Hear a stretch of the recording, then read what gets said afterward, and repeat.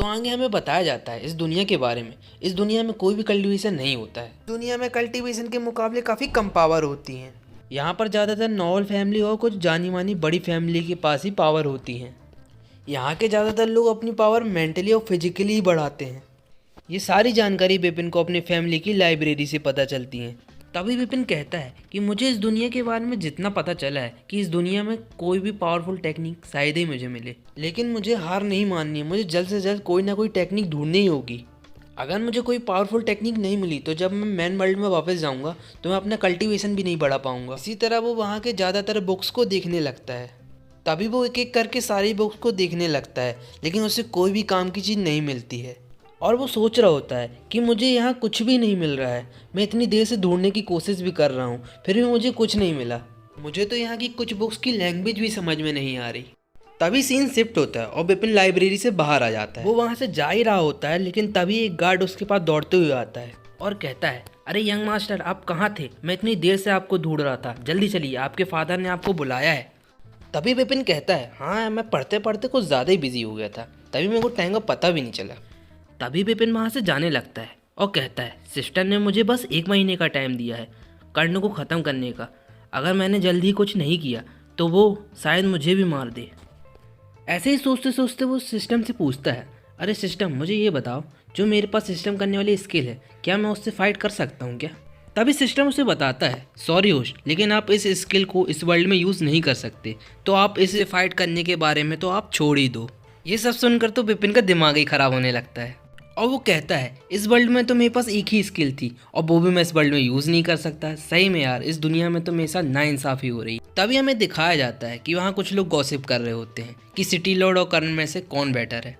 तभी वहाँ एक बंदा बोल रहा होता है कि मैंने सुना है कि कर्ण ने सिंह फैमिली की स्पेशल टेक्निक का भी बहुत अच्छे से सामना किया। तभी दूसरा कहता है, हाँ ये सच है, जो कर्ण है ना वो बहुत ज़्यादा पावरफुल है। तुमने देखा नहीं कि उसने सिटी लॉर्ड को कितनी कड़ी टक्कर दी थी, उसके कारण तो सिटी लॉर्ड मरते मरते बचे हैं। तभी सीन शिफ्ट होता है और हमें दिखाया जाता है कि सिटी लॉर्ड की तबीयत खराब होने के कारण वहाँ बहुत सारे लोग उन्हें देखने के लिए आए होते हैं, लेकिन तभी वहाँ के गार्ड उन लोगों को अंदर जाने से रोकने लगते हैं और कहते हैं, अभी आप लोग अंदर नहीं जा सकते क्योंकि अभी सिटी लॉर्ड आराम कर रहे हैं। जैसे ही सिटी लॉर्ड कमरे से बाहर आएंगे आप थोड़े टाइम बाद उनसे मिल सकते हैं।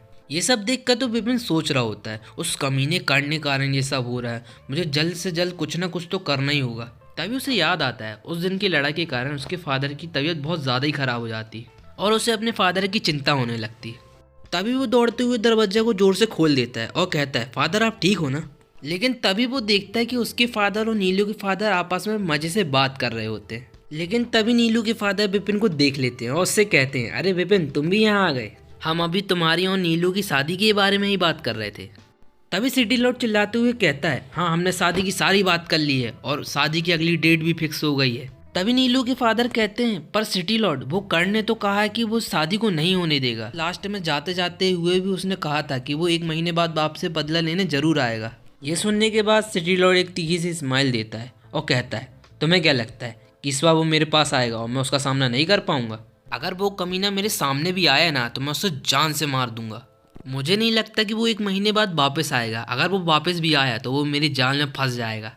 तुम्हें क्या लगता है कि उसने मुझे इंजर्ड कर दिया है? मेरी भी थोड़ी सी गलती थी कि मैंने उसे सीरियस नहीं लिया, लेकिन अगर वो इस बार आया तो वो मेरे हाथों से बच नहीं पाएगा। और तुम बिल्कुल भी टेंशन मत लो, तुम्हारी बेटी की शादी मेरे ही बेटे से होगी।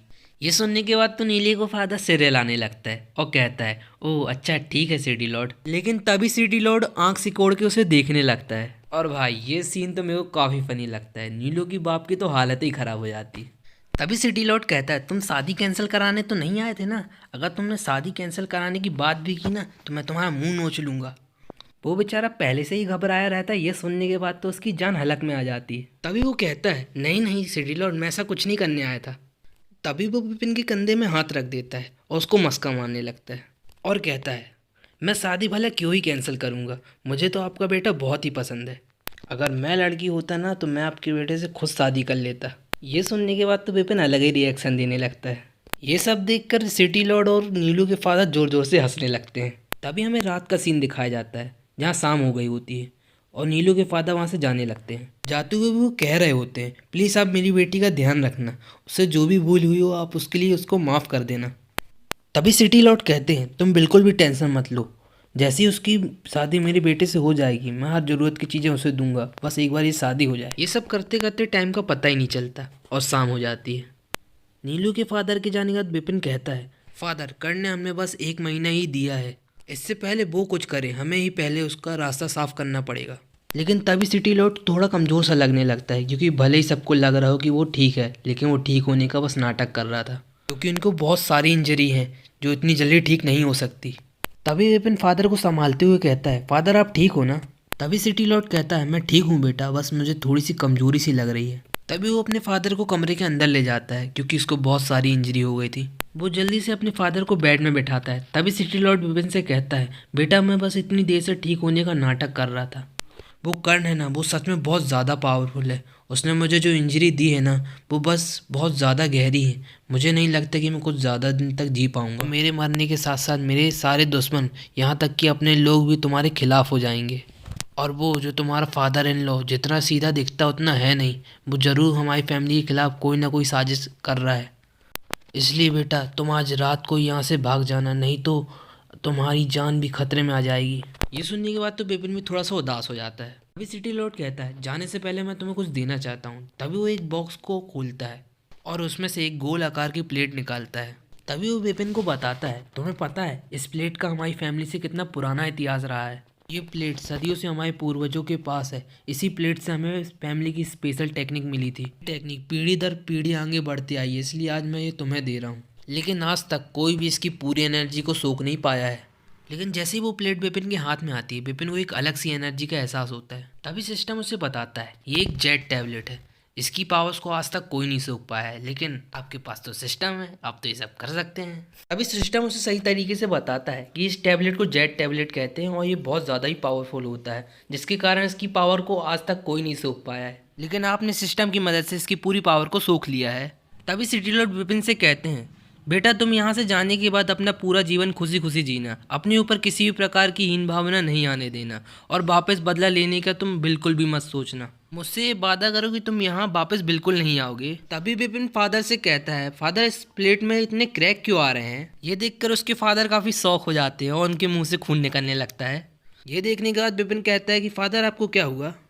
तभी सिस्टम का नोटिस आता है और विपिन को पता चलता है कि सिटी लॉर्ड के गुस्सा होने के कारण उसे ओरिजिन पॉइंट मिलने लगते हैं। तो इसके आगे क्या होगा हम देखेंगे अगले पार्ट में। तब तक के लिए मेरी वीडियो को लाइक और चैनल को सब्सक्राइब जरूर कीजिए। धन्यवाद।